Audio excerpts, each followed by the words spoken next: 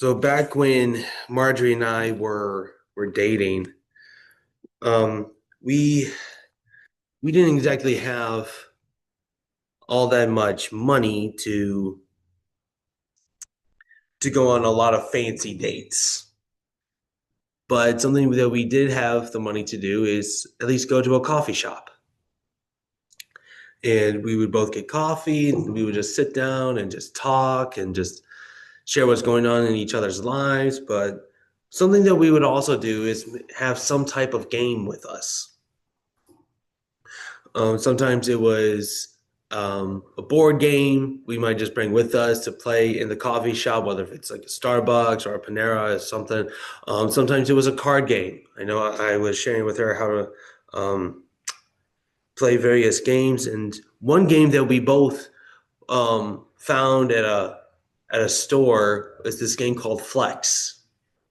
It's this simple card game where it can be played with two people up to six, and so it seemed like a fun game, and also it had a specialty theme to the game where it was all the Marvel superheroes. So it was like the Avengers, Captain America, Iron Man, the Hulk. So it's like all those different characters, and so it's like, hey, let's give this a shot, and it wasn't that expensive, so we decided to purchase it, and it became one of the our favorite games of our coffee shop dates. In order to play this game, it starts off very simple. Each person has a certain amount of cards, and each round you must discard some cards, but then pick up some cards, and you have to match up some superheroes in some way, whether if it's of female superheroes versus male superheroes, or if it's in the same superhero genre or same different powers or something like that. You had to create some type of pairs and you had to get a certain number of pairs in order to win the game. But as the game went on, the rules would change, and you didn't know what rules would be changing because they were part of the different rules, a part of the different cards. Like there's a separate deck with the rules, and so it's like each round you had to flip over one of those cards, and then there's a new rule. Some of those rules apply that you had to have a max. You can have no more than a certain number of cards. Sometimes then you flip over another card. There's a minimum number of cards. There's um, a certain number of pairs that you had to get, or um, there's one card where if it's given to a particular player, that particular player can only say one sentence literally the entire time you're playing.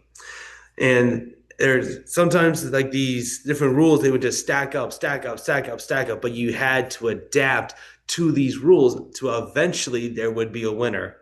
And funny thing is with this game, sometimes it would last maybe 10 minutes, other times it would last 2 hours just because of all these different rule changes. But we had to adapt for the different rules that popped up. And today we're going to be seeing how Esther and Mordecai had to adapt with all the laws that were already in effect in Persia. We are continuing in our series with the book of Esther, looking at this unique story, this fantastic story of how, even though God is not mentioned here in these 10 chapters, God is represented. His provisional care is represented here in this book. So just a little reminder, I know I wasn't here last week, so a little reminder of what just happened in chapter 7. So Esther went before the king. There was a second banquet that Esther invited the king, King Xerxes, her husband, and Haman to. And Esther finally got the courage to tell the king that she's Jewish and asked to save her life as well as the life of her people. And informed the king that Haman was the man who was plotting to kill all of the Jews in Persia. And the king, he wasn't exactly happy about that because he realized he had been tricked by Haman. And so then the king had Haman executed, and even executed on the same gallows that Haman intended for Mordecai, which Mordecai was Haman's biggest enemy, biggest rival. And so um, the king, he actually favored Mordecai. And so he said, hey, that those gallows that were meant for Mordecai, well, now they're meant for you, Haman. And so that's all. That was what we looked at with Esther chapter 7. And so now we're continuing on with Esther chapter 8. Now, a little extra context, we're still on that same day. So, in fact, we see that the very first verse, that same day. So, this hasn't been like a couple days later or a couple weeks later. So, we're still on that same day where we see the second banquet, Haman's being executed, and we're just continuing on with the story. So looking at the first point here, we see Haman's house is taken. Haman's house is taken in verses 1 and 2. And we had that read earlier, but I'm just going to read it again for us. So starting in verse 1 of chapter 8, it says, that same day, King Xerxes gave Queen Esther the estate of Haman, the enemy of the Jews. And Mordecai came into the presence of the king, for Esther had told how he was related to her. The king took off his signet ring, which he had reclaimed from Haman, and presented it to Mordecai. And Esther appointed him over Haman's estate. So with this chapter, we're seeing Haman's downfall. I know that might seem, well, Haman got executed. He's killed. Isn't that like his downfall enough? There's a lot more to it than just that. See, in this first section here, we see Haman's house gets taken away. So typically during this time period, if someone were to be a traitor to the nation, in this particular case with Persia, then their house, their estates, pretty much everything that they owned would then be given to the king.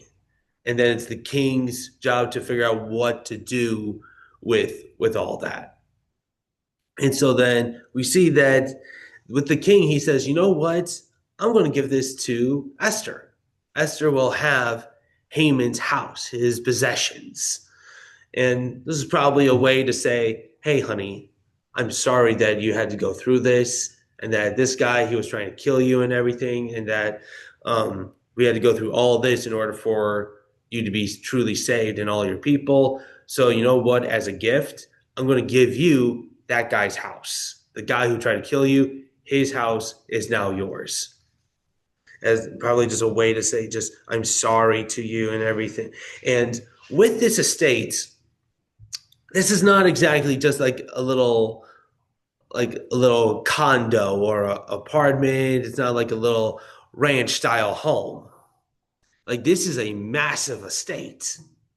In fact, we saw it in chapter 6 where Haman he comes home after that first banquet with the king and Esther. He comes home and he sits down with his wife, his sons. He talks about the abundance that he has with his family, his wife, his home, his riches, the abundance that he has. And yet it was not enough because Mordecai was alive. So he had great wealth. And being the prime minister, the second in command in Persia, the greatest empire of the time, this is a nice looking house, a beautiful looking home, this property that Haman owned. And so for Haman, it was a grand home. And so Esther has now been given that home, given Haman's estate. But then also in this, we see that Esther tells the king that, hey, Mordecai is my cousin. We are related. And so then the king was like, hey, bring him on in here. bring him on in here. I'd love to talk to him a little bit. Hey, he's the guy who saved my life. And he just had this great parade that we just gave him like that morning as well.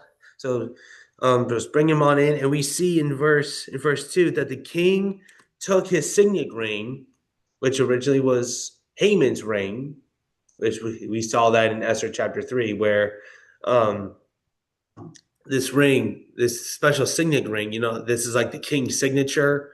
That like if you make a law and you seal it with that ring, it cannot be changed. It's kind of like the king is saying that law. It's like the king is making that law. And so in Esther chapter 3, the king gave that ring to Haman, but the king then reclaimed that ring back, and then he gives it to Mordecai. And so because of that, the king is then making Haman prime minister. He is now second in command of Persia.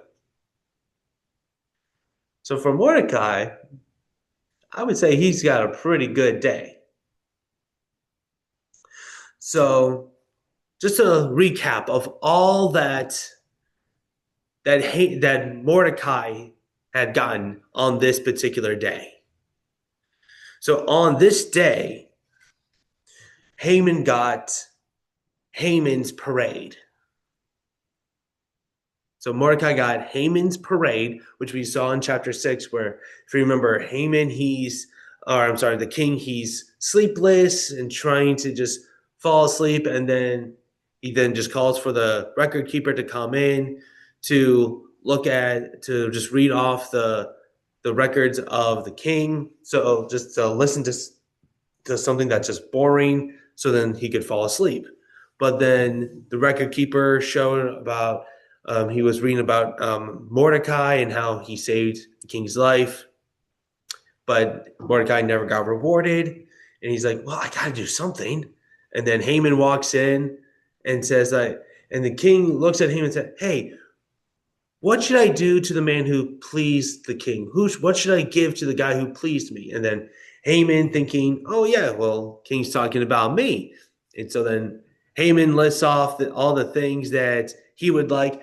Give this guy, so this guy that pleased you the most, give him one of your robes, and give him one of your horses, and put him on. And so give the guy, so with this guy that's wearing your robe, put him on your horse, and then have him parade around the whole city, and have a person say, "This is what happens to the man who pleases the king."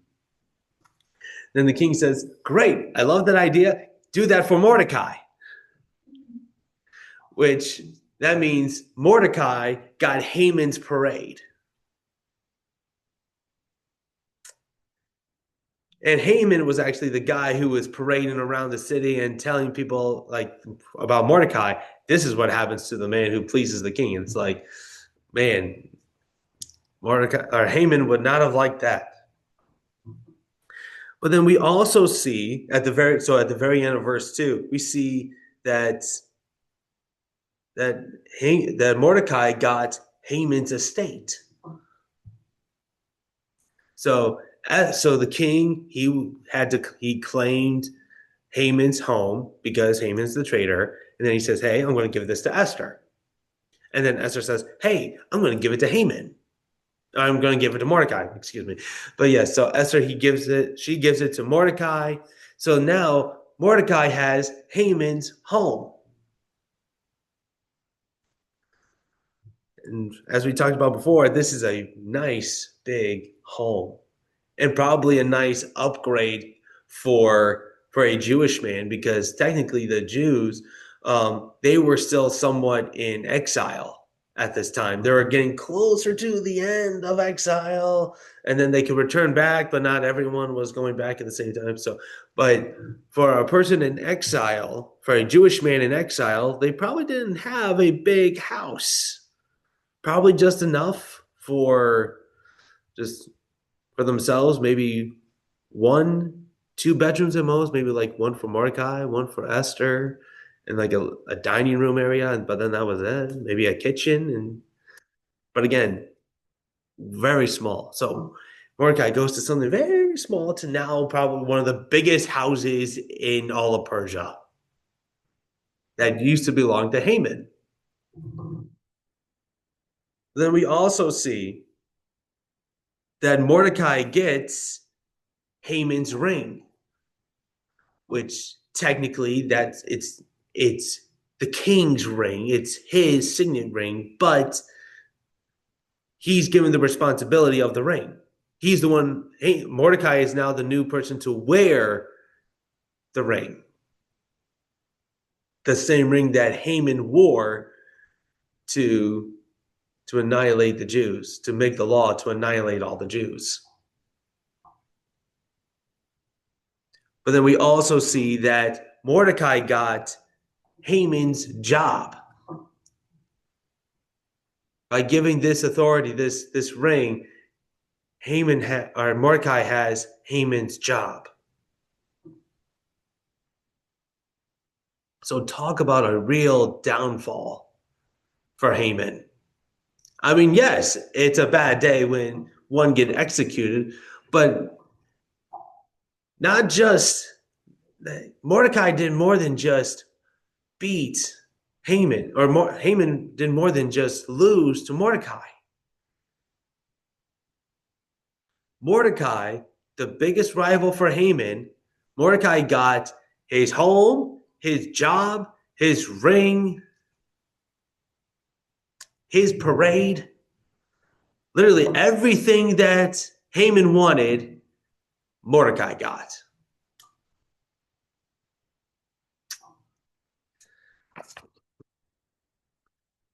Talk about a real downfall for Haman. Now, with this new position, this power for Mordecai, we're going to be seeing in this chapter how he's going to be using this new position, this power, the ring that he's been given here, which then we do see in Esther chapter 8, verses 3 through 8. This next section here, we see Esther's petition. So in Esther chapter 8, starting in verse 3, we see Esther's petition, which says, Esther again pleaded with the king, falling at his feet and weeping. She's begging him to put an end to the evil plan of Haman the Agagite, which he had devised against the Jews. Then the king extended the gold scepter to Esther, and she arose and stood before him. Verse 5. If it pleases the king, she said, and if he regards me with favor and thinks it the right thing to do, and if he is pleased with me, let an order be written overruling the dispatches that Haman, son of Hammedatha, the Agagite, devised and wrote to destroy the Jews in all the king's provinces. For how can I bear to see disaster fall on my people? How can I bear to see the destruction of my family? Verse 7, King Xerxes replied to King Esther and to Mordecai, the Jew, because Haman attacked the Jews, I have given his estate to Esther, and they have hung him on the gallows. Now write another decree in the king's name in behalf of the Jews, as seems best to you, and seal it with the king's signet ring. For no document written in the king's name and sealed with his ring can be revoked. Excuse me. So with this next section here, Esther, she's asking the king, hey, can you now make this law? Can you get rid of the law that Haman just made, this new edict, and can you just get rid of it? Here's the problem. As we talked about before, if there's an edict, a law that's been sealed with the king's ring, it cannot be changed. It can't be taken away. See, the reason for this, it would be like the king saying, like, well, I changed my mind. But then people would think like, well, is he even trustworthy? Can we really trust our king if he's just changing his mind all the time? And so that's at least the culture during the time. So it's like you can't change the law, you can't take away the law, especially if it was sealed with the king's ring. And so Haman's law, well, it's still active. So then what do you do? And so trying to figure out, okay, what do we do? How do we get this all organized and situated so then we can still save the Jews, but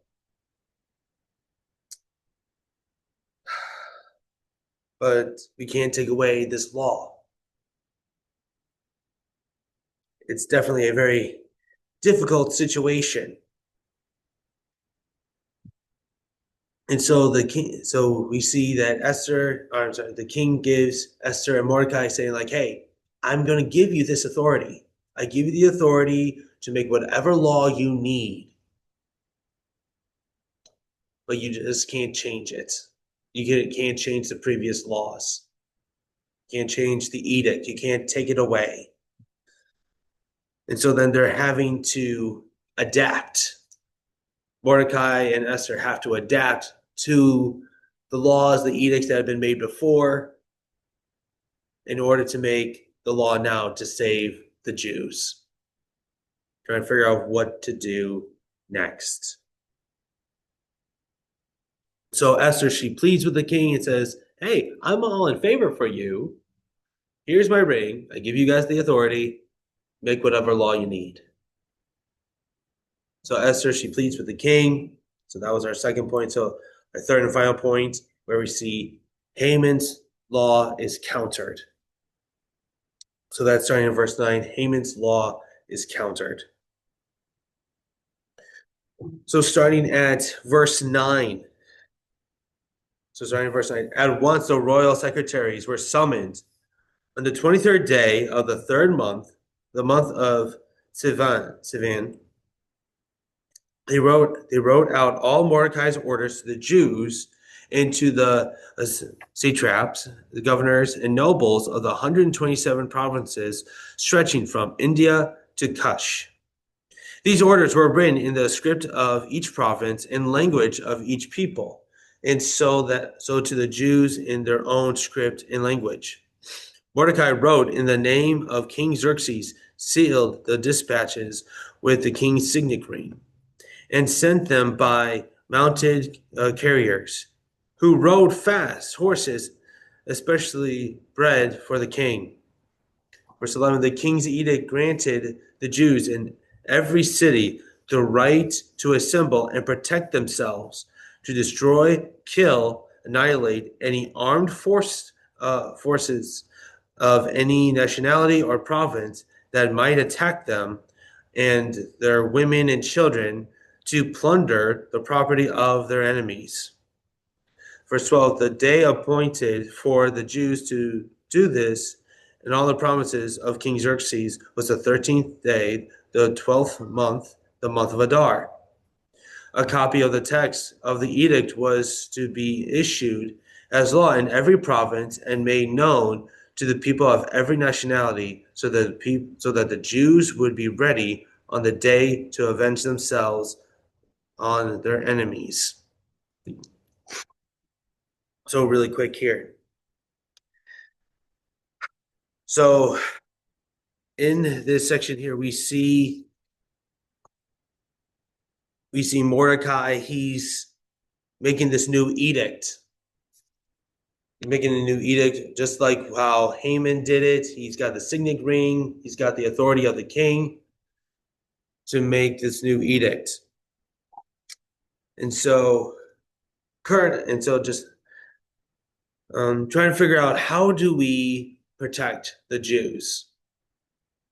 How do we make sure that they don't get annihilated? And the thing is, for Mordecai, they have time to think about this law, to really consider, okay, how do we really make sure we know what we're doing? Because um, so with this current time period for Mordecai's edict, the one that we see in here, we're currently in the third month of the Jewish calendar, the month of Sivan, which is around May or June. But the time for Haman's law to be that edict to be in effect, that's the 13th month of Adar, which that's the 12th month of the year, which that's like February, March. So we have about roughly 8 months until that day. And so then for Mordecai, he's taking a little bit of time. How do I properly write out this edict to make sure the Jews are protected? And so then for Mordecai, he then says, okay, the Jews, yes, the law that Haman made, it's still in effect, that that they can be annihilated, that the Jews can be annihilated. But something that Mordecai is putting in, that the Jews can now protect themselves. The Jews will be able to protect themselves. And we see this in verse 11. I'm going to read this again. The king's edict granted the Jews in every city the right to assemble and protect themselves, to destroy, kill, and annihilate any armed forces of any nationality or province that might attack them and their women and children and plunder the property of their enemies. So Haman or Mordecai is saying, hey, the Jews can at least protect themselves. To use these 8 months to prepare to get ready for that day, the 13th day of Adar. Because that day is still going to come up. And the hard thing is, Haman was not the only person who didn't like the Jews. He was not the only one who despised the Jews and thought this would be a great idea. There were other people scattered across the province of Persia. And so for them, this would be a great day to annihilate the Jews.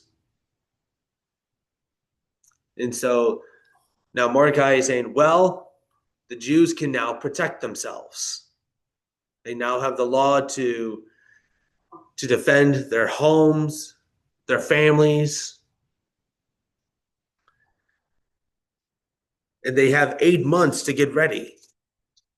So for 8 months, for these 8 months, Mordecai says, hey, prepare for these 8 months. Get ready for this day. We can tell people to not attack, but we can say defend. Now, I will want to make sure there's something clear here. Mordecai is not saying go murder the people now. Mordecai is not saying to go attack. He's saying defend.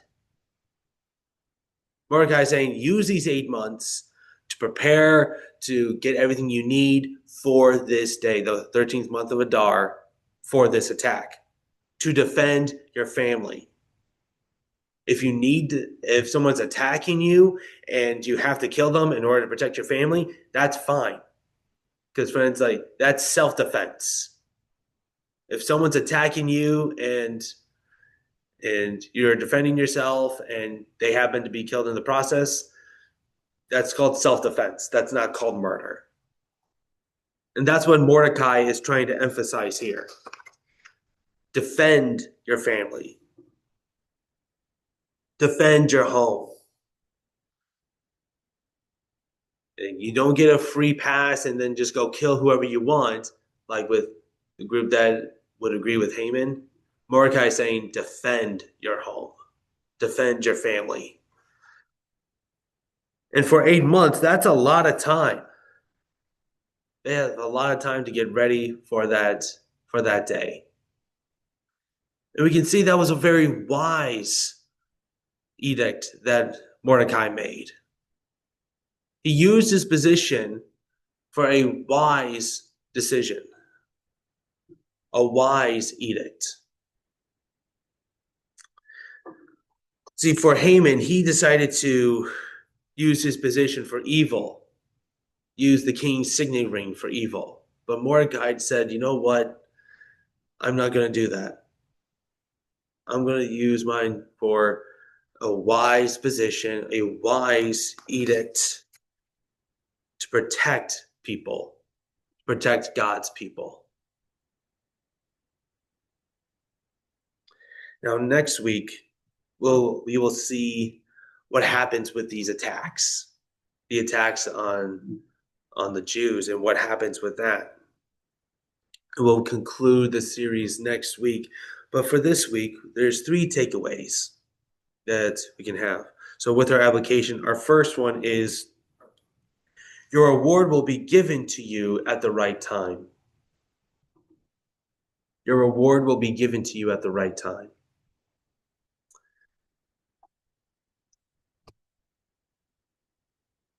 You see, for Mordecai, he saved the king's life, and we saw that all the way back in Esther chapter 2, but he didn't get his reward until Esther chapter 6, as well as chapter 8, which that was about 4 years later.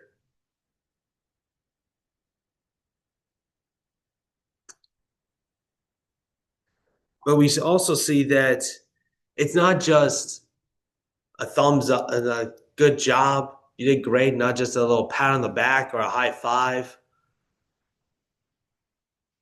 Mordecai got a great reward. He got the reward at the right time. As we talked about before, with the proper with God's timing, if Haman got his reward back when he saved the king's life, then he would not have gotten Haman's parade. He would not have gotten this special recognition from the king to now become prime minister. I know for all of us here, we would like to have that special reward today, right here, right now. Some of us might even say, I should have gotten that years ago. But God is giving us a proper timeline, and He will reward us at the right time. Might not be today, might not be tomorrow, but that's okay. He will reward us at the right time.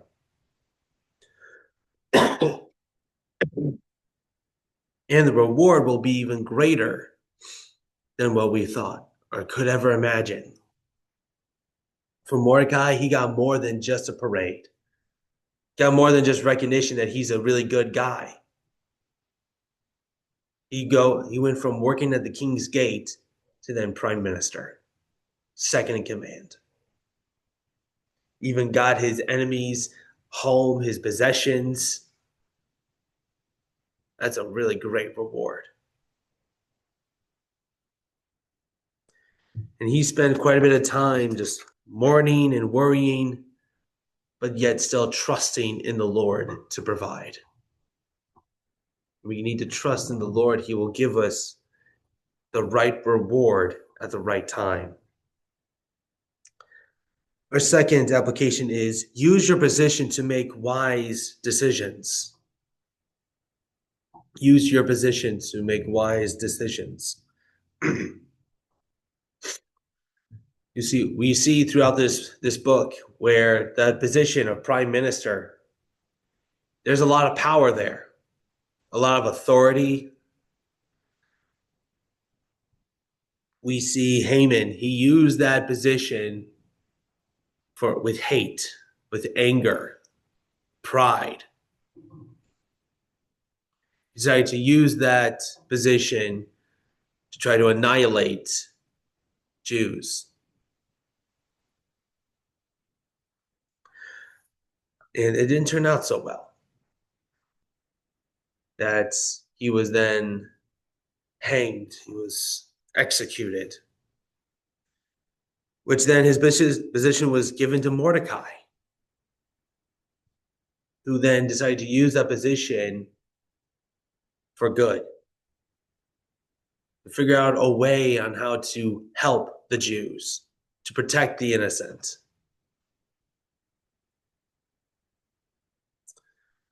Even though Mordecai had to work around Haman's edict, Mordecai still used his position wisely. Haman says, go and kill the innocent people. Mordecai said, hey, if you're going to be attacked, you can defend yourself, but don't go out and kill people. Defend your families, defend yourself, but just don't go out and start killing people. Haman used his position wisely to make a wise decision, and we need to use our own position to make wise decisions. And that's more than just in ministry, friends. That's for our own jobs. It applies to me as an Amazon driver trying to figure out how to handle the packages the wise way. Or even just at the office, using our position in a wise manner to make wise decisions. It applies whether for a blue-collar worker or the CEO of a multi-billion-dollar corporation. We need to use our position to make wise decisions. And then finally, adapt to the situation God has placed you. Adapt to the situation God has placed you. There might be situations in our lives we're saying, God, why did you put me here? This feels like it's impossible. How am I supposed to make changes? How am I supposed to share the gospel? Why can't I have a job that gives me more money? Because that will be a lot better for my family. Why can't I just have a bigger house? Why can't I just have a better car? I can adapt to that, God. But then it's when we have the broken down car. It's when we don't have a lot in our bank account. It's when our coworkers are not exactly the greatest. But yet, in any situation God has given us, we need to adapt to that situation. Now, I'm not saying ignore God and put God to the side, but how do we adapt to the situation that God has put us in? How can I share the gospel in this unique way?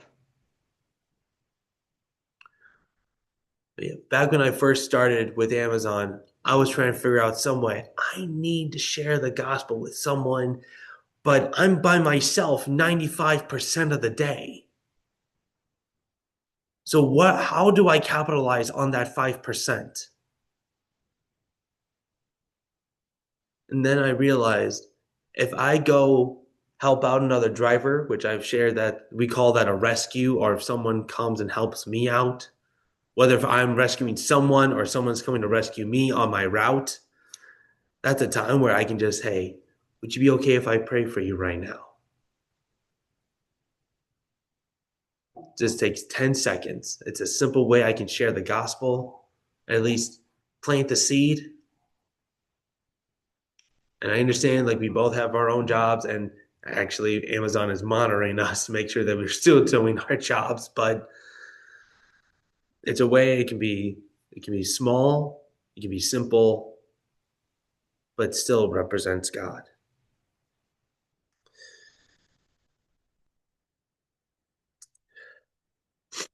And for all of us here, when we're in a difficult situation where it seems like the rules, there's too many rules, there's no way to properly adapt, may we adapt to that situation that God has put us in.